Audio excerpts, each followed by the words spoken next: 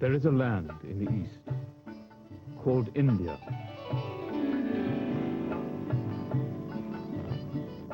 It is a magical and mysterious place.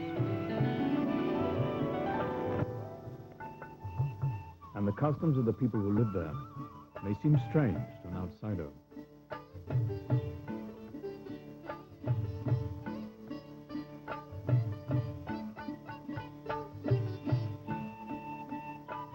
In India, everyone has a duty. The animals, too, have their duties. The rooster crows at dawn to wake the people of the village. The farmer tills his fields so that the crops may grow and the people will have something to eat. The cow gives milk for nourishment.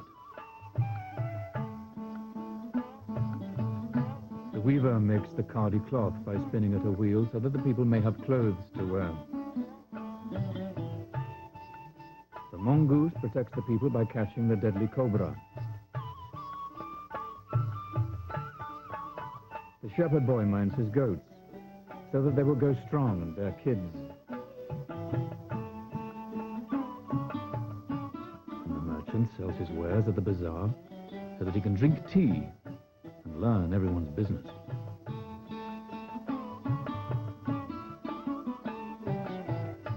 These are the ancient laws by which the people of India live. For in India, all things have a purpose.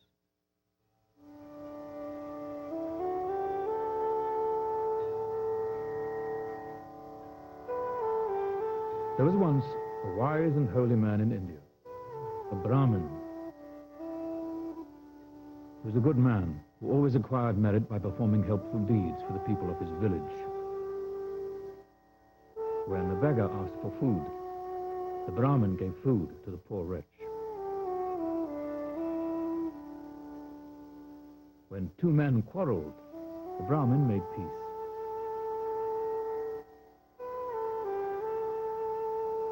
When a villager required counseling, the Brahmin consulted the heavens and gave advice that rang true.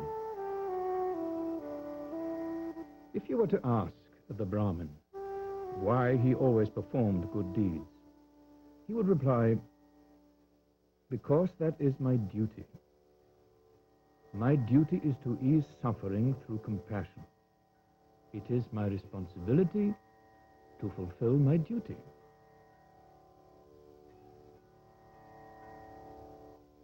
The Brahmin was a most remarkable fellow, bringing goodness and wisdom wherever he went.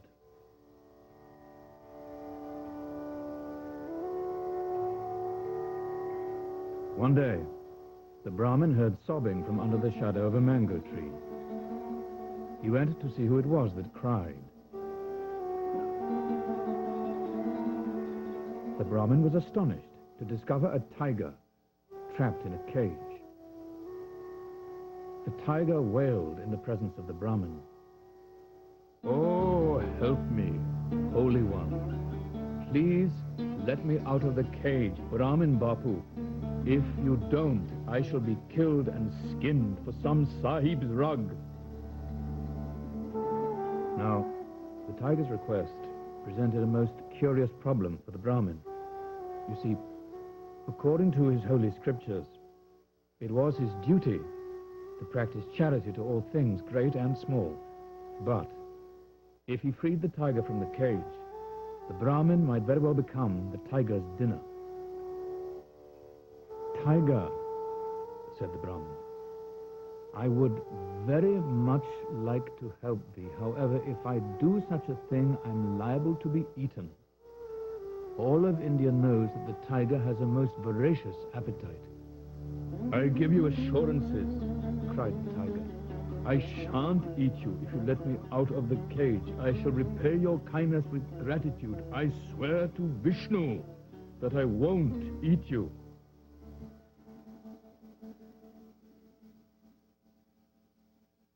The Brahmin hesitated for a moment. "Tiger appears most righteous," thought the Brahmin. "He is in dire straits and I must assist him. Tiger, said the Brahmin, the hand of friendship shall avert the cage of calamity. I shall set you free. With that, the Brahmin opened the door to the cage. The tiger immediately bounded out of his confinement and pounced on the unsuspecting Brahmin. He quickly wrestled the holy man to the ground and took hold of his throat. What a fool thou art, Brahmin, he roared loudly. You believed that drivel about repaying your kindness with my gratitude? Even an imbecile knows that the tiger never lets his dinner walk away. The Brahmin was petrified. Mine end is here, he thought.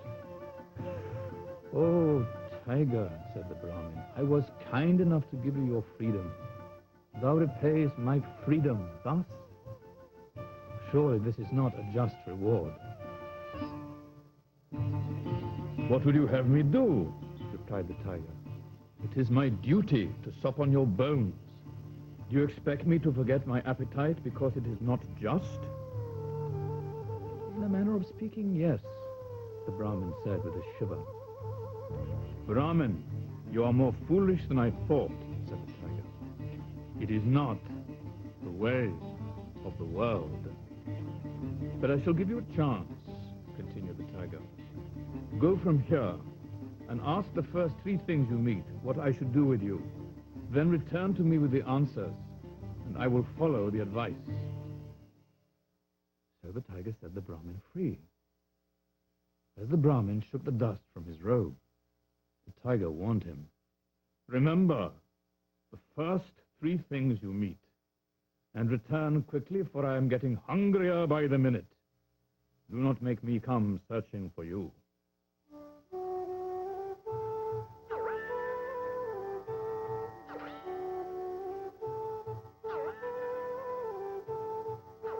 Now the Brahmin was certain that his good deed would not end in his being eaten. It would not be just. So he set his face, serene and untroubled, towards the task at hand.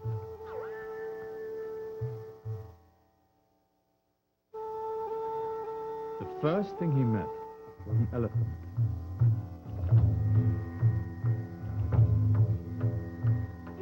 Obeying the tiger's command to the letter, he told the elephant of his ordeal.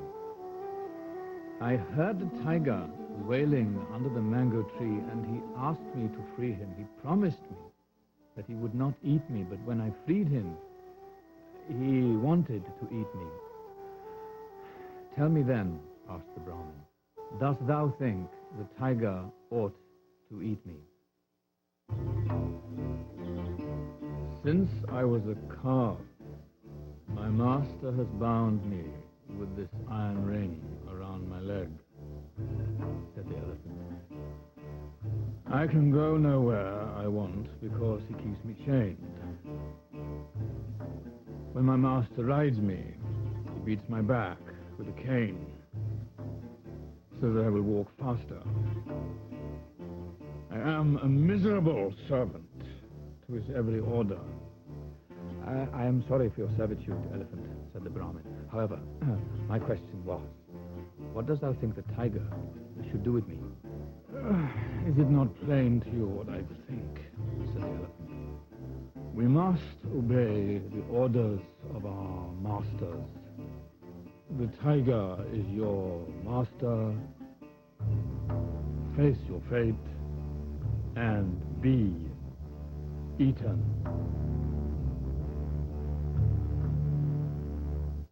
The elephant's answer deeply troubled the Brahmin and made him sad of heart.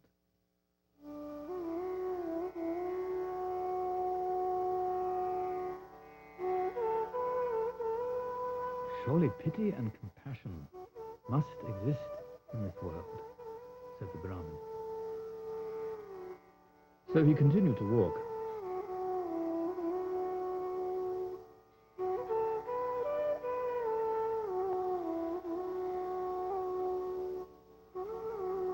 The next thing the Brahmin encountered was the peepal tree.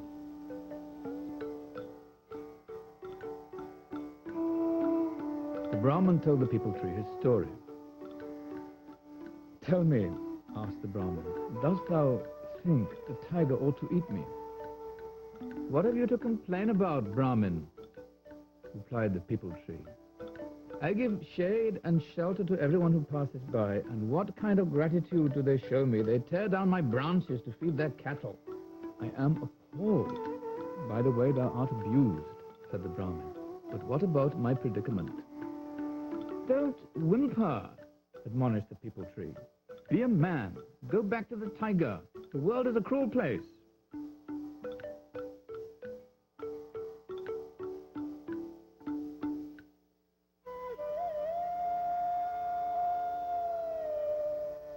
The Brahmin was astonished by the peepal tree's point of view. He grew greatly saddened. But all was not lost.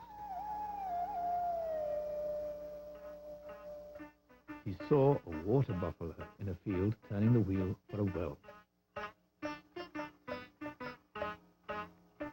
The Brahmin told the water buffalo his story.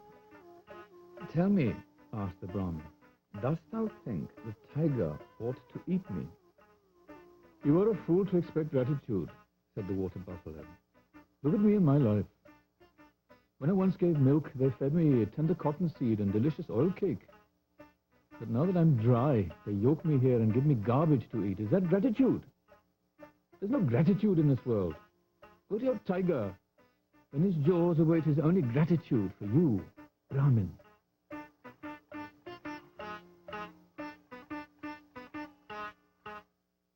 The Brahmin left the water buffalo and began his journey back to the tiger.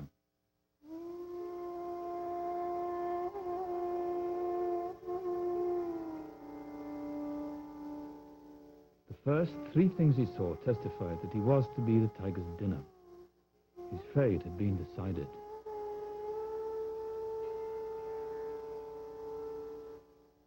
Surely, his life had been for naught, the Brahmin thought as he walked.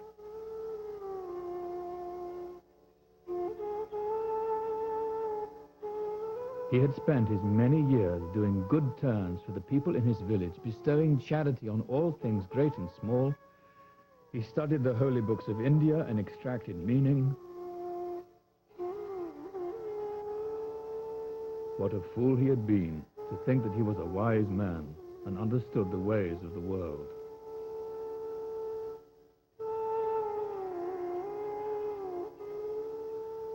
"I'm nothing more than the tiger's dinner," said the Brahmin with pain and suffering in his voice.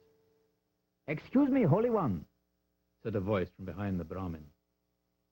"What is this you speak about? You want to eat the tiger for dinner?" The Brahmin turned to see who it was that spoke to him. There he saw a jackal. "No," said the Brahmin, "I do not want to eat the tiger for dinner. The tiger will eat me for dinner." "But that is strange," said the jackal. "Does not the tiger know that the meat of the holy men is always tough and full of gristle?" "That is beside the point," the Brahmin said sadly. "I freed the tiger from a cage, and now he wants to eat me." "That is most problematical," said the jackal. "But tell me, Holy One, why did you free him from the cage?" The Brahmin was getting weary of this jackal and all his questions. "Before I let the tiger out of the cage, he promised that he would not eat me," said the Brahmin. "Brahmin Bapu," said the jackal, scratching his head. This is most confusing to me. I must sit down and decipher this conundrum." Jackal sat on the road to think. He crossed his legs and put his chin in his paws.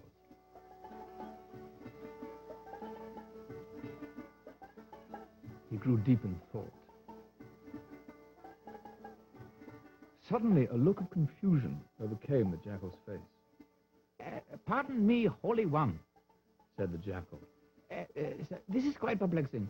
Would you mind explaining it to me once again?" So the Brahmin again told the story of the tiger in the cage. Now he freed the beast. And when he came to the part where the tiger wanted to eat him, the jackal shrieked. "Ow! There it goes again!" cried the jackal. "I simply can't understand. The story seems to go in one of my ears and out the other. I have decided," said the jackal. "Take me to the place where this most unfortunate event occurred. I will better understand it there." And so the Brahmin and the jackal went to the tiger, who lay in front of the cage, sharpening his teeth and claws. "It is about time, Brahmin," the tiger roared. "You have kept me waiting for our dinner." "Our dinner?" said the Brahmin, as his knees knocked together and his teeth chattered. "It is a most delicate way you have spoke it." "Come, Brahmin," growled the tiger.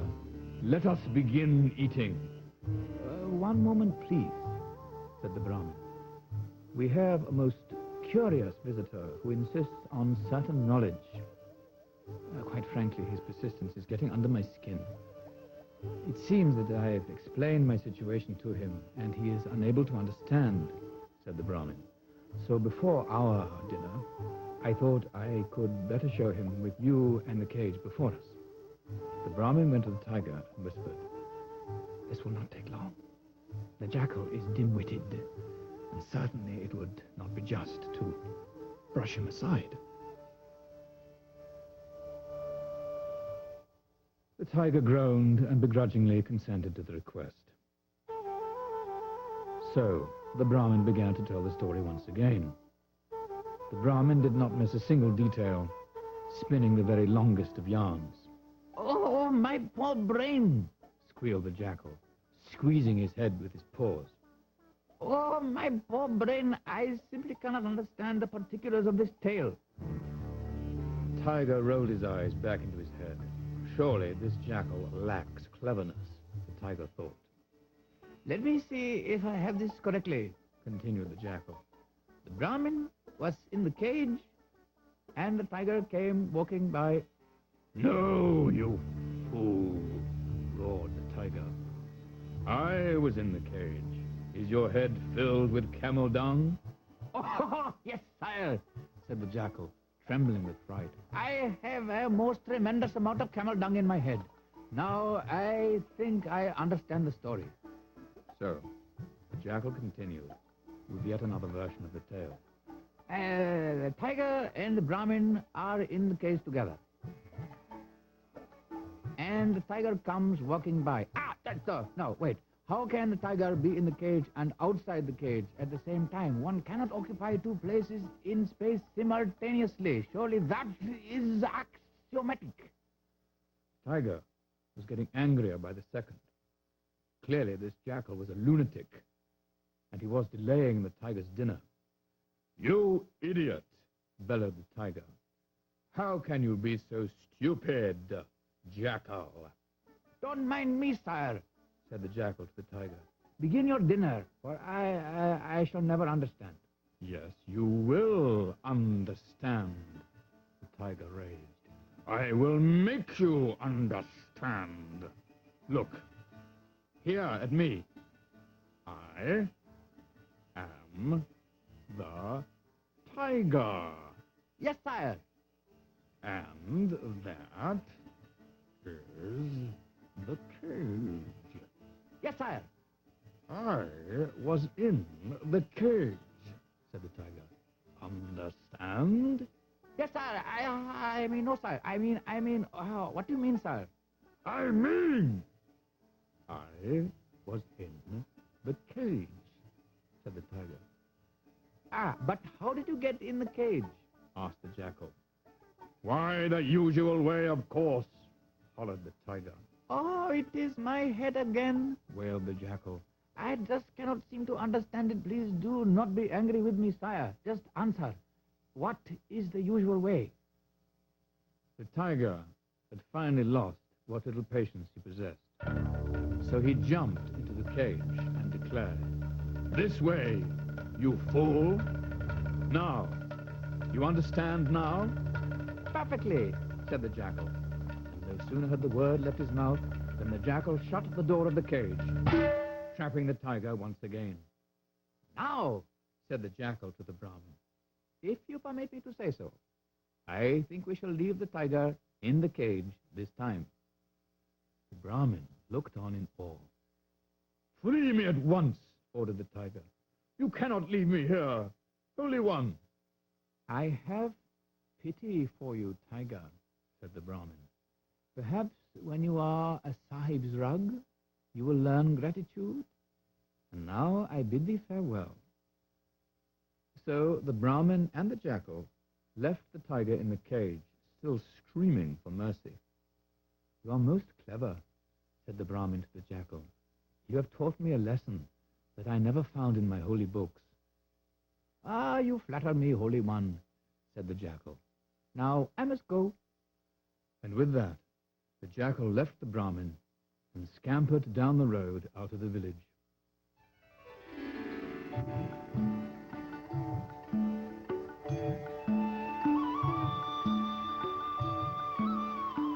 As for the Brahmin,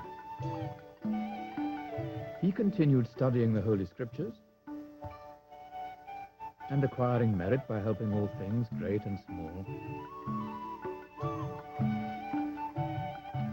But he lived the rest of his life a much wiser man.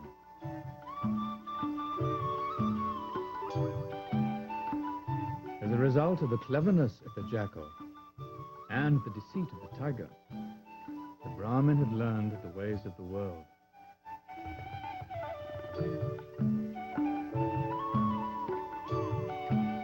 For in India, all things have a purpose.